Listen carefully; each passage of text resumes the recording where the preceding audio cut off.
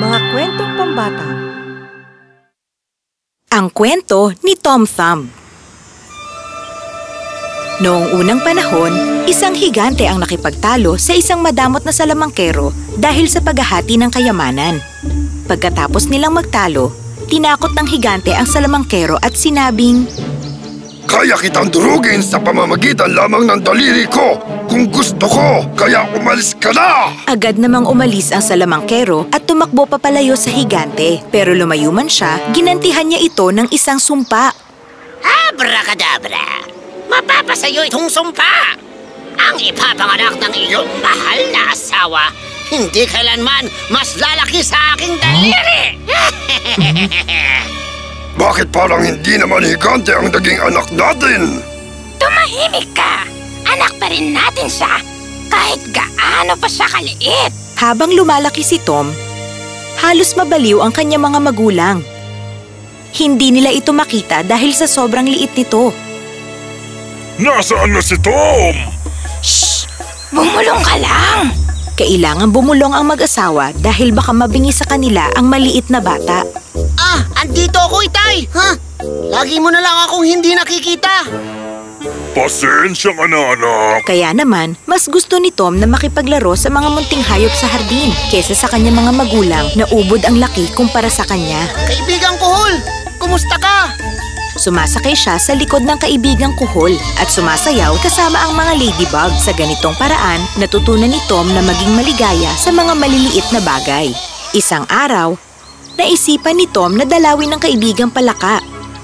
Kasasakay pa lamang niya sa dahon nang bigla siyang lamunin ng higanteng isda. Sarap! Pero mapait na kapalaran din pala ang sasapitin ng higanteng isda. Naku po, hindi! Tulong! Maya-maya pa, nahuli siya ng pain ng isa sa mga mangingisda ng mahal na hari at hindi nagtagal, nasa kusina na siya ng palasyo at hinahanda na para sa hapunan. Sa wakas, sariwang hangin! Napakabaho sa loob ng isdang ito! Nagulat ang lahat nang makita si Tom na lumabas mula sa tiyan ng isda. Nabuhay pa at tila marami nang sinapit sa buhay. Oh? Anong klaseng nilalang ito? Kamusta po kayo, Ginoo? Ako po si Tom. At ano naman gagawin ko sa munting taong ito? Bigla na lang may naisip ang kusinero. Aha! Pwede siyang maging alagad ng hari. Sa sobrang liit niya, pwede ko siyang ilagay sa ibabaw ng cake na ginagawa ko. Tapos maglalakad siya at tutugtog ng trompeta at mamamangha ang lahat. Napakahusay! Ha? Ano yun? Totoong tao ba yan? Grabe, parang isang mahika. Ngayon lamang namangha ng ganoon ang mga tao sa palasyo. Pinalakpakan ng lahat ang kakaibang husay na ipinakita ng kusinero, lalo na ng mahal na hari. Napakagaling! Ito ang iyong gantimpala. Isang himala! Binigyan ng hari ang kusinero ng isang supot ng ginto. Pero mas maswerte si Tom. Aha, Tom! Ginawa mo akong isang bayani! Naging ganap na alagad ng hari si Tom at magmula nung araw na yon, ibinasbas sa kanya ang karangalan ng kanyang posisyon. Kunin mo ito, Tom. Siyang magsisilbing kabayo mo. At ito naman ang iyong espada para sa iyong proteksyon. Ang saya naman ito! Maraming salamat, Ginoo! At ito naman ang iyong pagkain. Ganyan din ang kinakain ng mahal na hari. Wow! Napakasarap naman ito! Naging marangya ang buhay ni Tom sa palasyo at bilang kapalit, nagmamarcha siya sa hapagkainan tuwing may piging at gustong-gusto rin naman niya ito. Kumusta po kayo, Ginoo?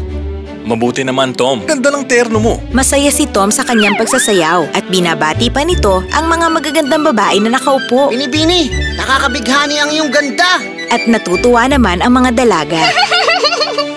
Nakakatawa ka talaga, Tom. Ikaw ang pinakamahusay kong alagad. Wow! Ayoko talaga sa Tom na yon. Inagaw niya ang hari sa akin. Nilibot ni Tom ang mga pinggan at baso na nasa lamesa at inaaliw ang mga panauhin sa kanyang pagtugtog. Pero ang hindi alam ni Tom, merong isang lubos na nagagalit sa kanya. Ang pusa na paboritong alaga ng hari bago pa dumating si Tom, Ngayoy, hindi na napapansin. Hindi ko to palalampasin, Tom. At sa kagustuhan niyang gumanti sa bagong alagad na si Tom, hinarang ng pusa si Tom sa may hardin. Umalis ka na, Tom. Umalis ka dito sa palasyo kung gusto mo bang mabuhay. Ayoko nga. Hindi ako aalis. Akala ng pusa, mapapaalis niya si Tom mula sa palasyo. Pero iba ang nangyari. Kinuha ni Tom ang kanyang espada at tinawag ang kanyang alagang daga. Sugod! Sugod! Ang talampakan ko! Tinusok ni Tom ang paa ng pusa at agad itong tumakbo paalis. Naisip ng pusa na hindi madadaan sa dahas si Tom, kaya nagpasya siyang linlangin ang maliit na bata. May espada nga siya, pero meron akong utak. Hindi niya alam matalino akong pusa. Habang pababa ang hari sa hagdan, sinadya ng pusa na salubungin ito. Sakang umiyaw. Pusa! Mag-iingat ka!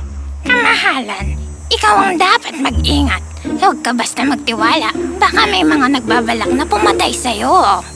Anong ibig mong sabihin? Mag-iingat kanino? Anong balak? At tinuloy na ng pusa ang kanyang kasinungalingan. May plano si Tom-Tom na lagyan ng laso ng pagkain niyo. Nakita ko siyang pumipitas ng nakakalasong dahon nung isang araw. Anong kamo?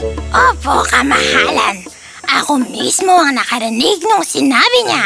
Mamayang gabi matutulog ang hari ng sobrang sakit ang tiyan dahil sa mga nakain niyang seresa. Ganun pala si Tom. Akala ko mabait siya. Pero parang ayaw naman niya sa inyo, mahal na hari. Natakot ang hari na baka lasunin nga siya ni Tom. Kaya pinatawag niya si Tom sa kanyang mga kawal. Dalhin niyo si Tom ngayon din! Tinusok niya ako ng espada. Ngayon siya naman ang harap sa espada ng hari. Mahal na hari, pinatawag niyo raw po ako? Mahal na hari, tignan niyo po! Kinuha ng pusa ang isang dahon ng hemlock mula sa lomo ng alaga ni Tom. Pero siya mismo ang naglagay nito dahil sa kanyang balak. Hindi sa akin yun! Ibig mo sabihin, wala kang balak na ilagay ang dahong ito sa pagkain ng hari para lasunin siya? Nagulat si Tom sa kanyang narinig at hindi niya alam kung paano ipagtatanggol ang sarili sa paratang ng pusa. Mga kawal! Arestuhin niyo si Tom ngayon din!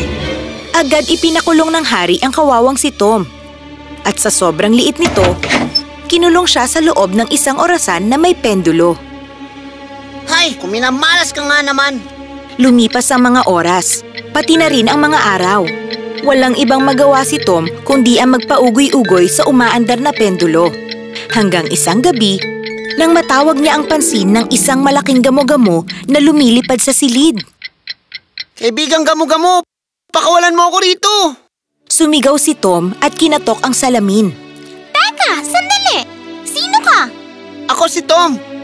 Tulungan mo naman ako, sige na! Naku, mahirap nga ang makulong! Ang hindi alam ni Tom, kakalabas lamang ng gamo-gamo mula sa isang malaking kahon dahil hinuli siya ng mga kawal. At matagal din siyang nakulong doon. Naawa ang gamo-gamo kay Tom kaya tinulungan niya ito. O ayan, malaya ka na! Maraming salamat! Pero saan ka napupunta ngayon? Hindi ko alam. Wala rin akong alam na pupuntahan eh. Huwag ka mag-alala! Isasama kita sa kaharian ng mga paru-paro. Kasing liit mo lang din ng mga nilalang doon. Aalagaan ka nila doon. Talaga? Naku, maraming salamat! At yun nga ang nangyari. Kaya ngayon, makikita na sa kaharian ng mga paru-paro ang isang monumento na ginawa ni Tom para maalala ang kanyang kwento.